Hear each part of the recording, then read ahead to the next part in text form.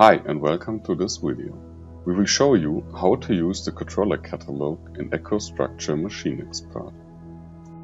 You will find the controller catalog on the right hand side of the screen. It is subdivided into 4 different sections.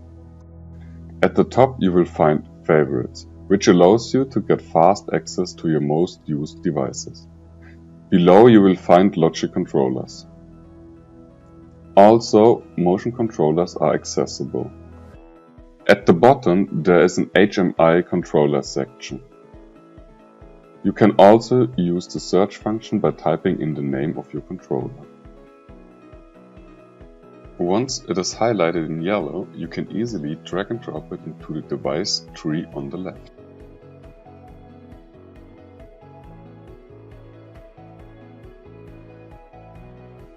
When you use the same controller a lot, it might be easier to add favorites. Right-click on Favorites to add a folder.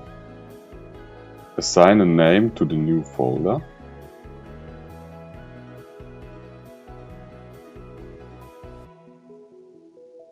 Now drag and drop your frequently used controllers to the folder.